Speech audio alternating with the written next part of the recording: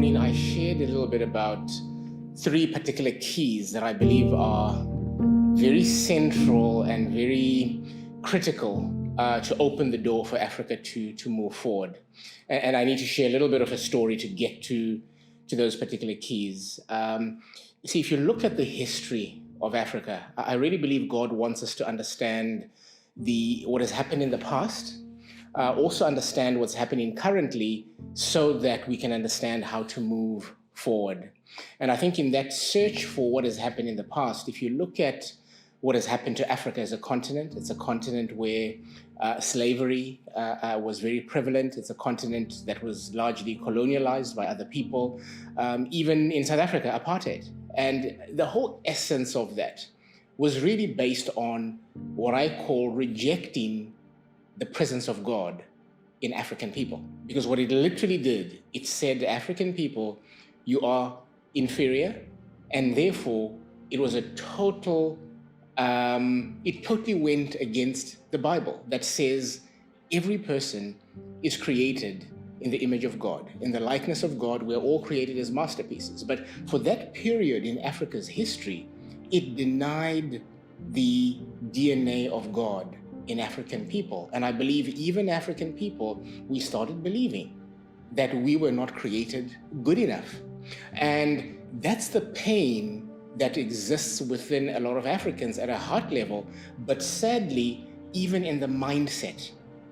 And because of that understanding, what really opened up the door for me to a greater level of revelation was last month when I visited the slave castle in Ghana.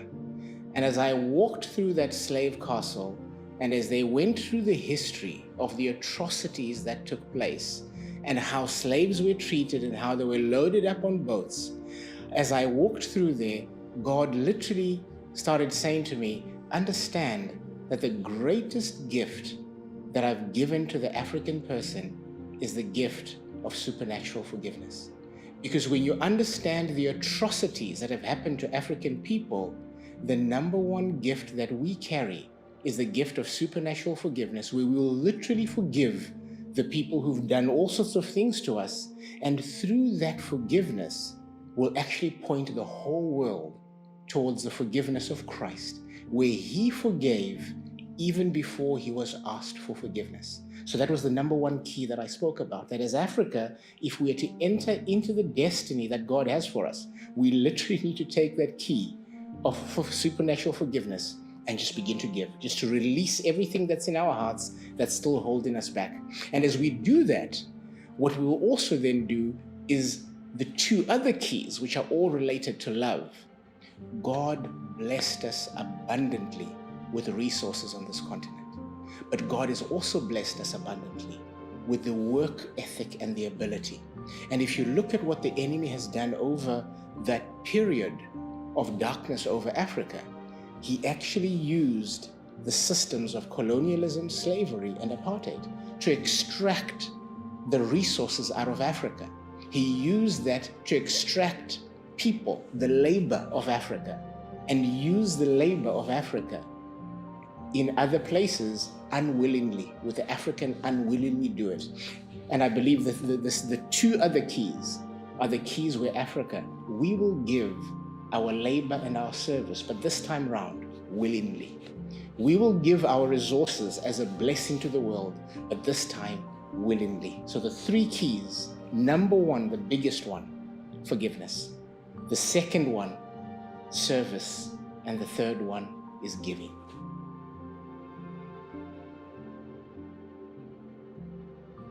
I think for this particular conference, what gives me a lot of hope that we are going in the right direction is that we've got such a diverse group of people. And when I talk about diverse, not just purely from where they're from, but also in terms of what they do. There's some very influential church-based leaders, government leaders, people who are in business. And therefore, that diversity, I really believe, is quite unique.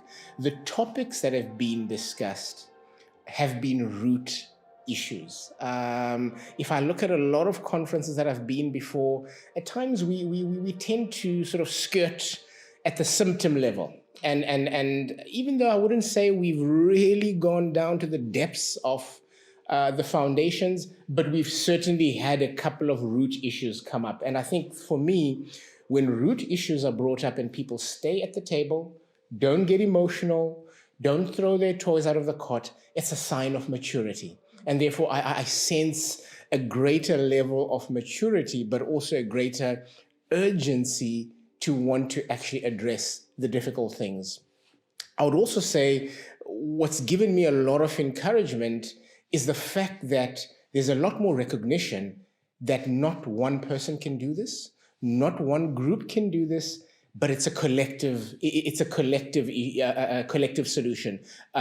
We can't think that we carry the entire solution. We actually have to collaborate and make it happen. So the collaboration aspect, the humility to realize that I can't do this alone or that person can't do it alone, but we have to do it together is a huge thing for me. And I think those are some of the positive seeds that have been planted. And I think what I'm really, also looking forward to is by the time we finish, that hopefully we will end up with some real concrete things that say, let's move. And I think based again by the commitment to say, Ghana as a country has stepped forward to say, let's do something, let's move. I believe that's an invitation for us to really get into action and put some tangible things on the table that can actually result in tangible change. So that gives me some hope.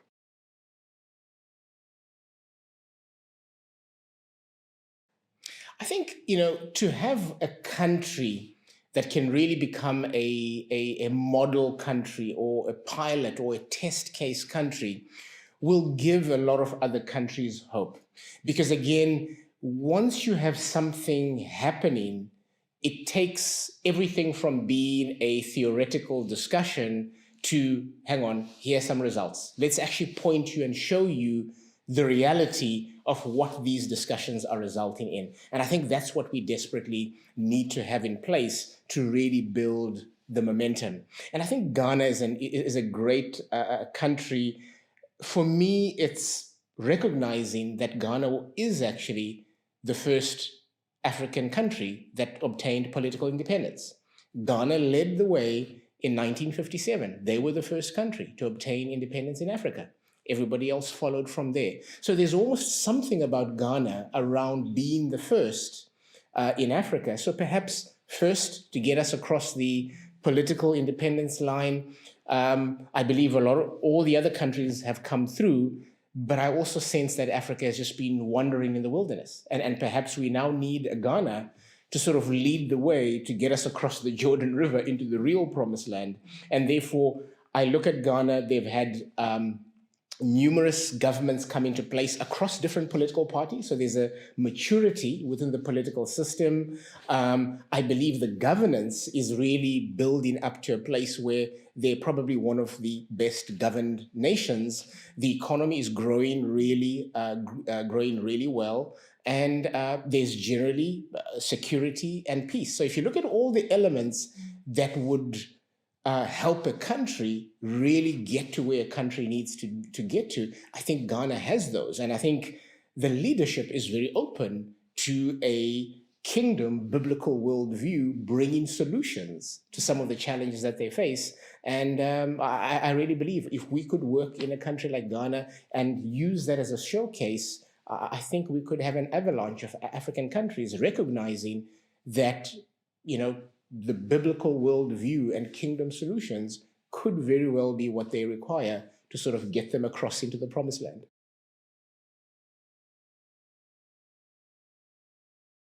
I believe a transformed Africa would have a couple of elements in it.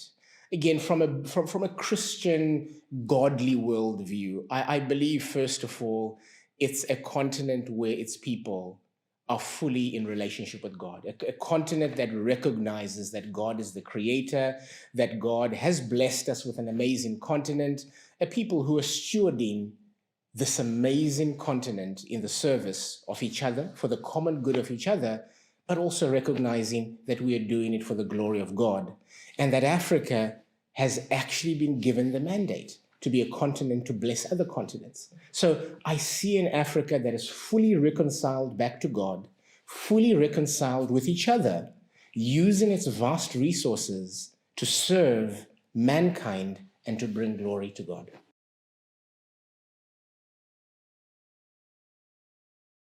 The whole issue around corruption in terms of what do we do to really start to uproot and get rid of corruption, bring in ethics, values, clean living. Personally, I believe it starts at a personal level. If we claim to live in countries that say we are majority Christian, I mean, South Africa, for example, we talk about 70, 80+% Christian, but yet the values that we see in society don't actually correlate to the values of ethics that we see in the Bible. So therefore, we have a major mismatch in our own selves. Do we truly believe that ethics values is what we should be living individually? So I think it starts with individuals. And from an individual level, it comes out of families. If there's brokenness in the family, if that is not modeled and taught in the family, then we are literally raising up children who will carry on with the ills that are currently there. So we need to actually focus on the families. We need to focus on the next generation. In the schooling system, are we truly valuing ethics and values? But the difficult one, and I think the one that's probably most unpopular, is the church. Because where are most people getting their guidance from? Are we actually teaching the truth in the church? Are we preaching the truth from our pulpits? Or are we just giving people the message that they want to hear so that we can fill up the pews next Sunday? Perhaps it's time we give people the difficult message, but the message of the truth, and really challenge people around the issue of ethics and values. Because I think we have a captive audience in the church every single Sunday. What's the message that we are challenging them with? And I think if the church can do it, I actually believe government and even business and other institutions will begin to take notice, because for as long as we are shouting as a church or as Christians, but yet we are not seen to be doing it, we lose all credibility and we're not taken seriously at all. So I truly believe that if the church can start to do it, we start to see that filtering into our families, into our children, then the world will take notice, and I believe we can shift culture.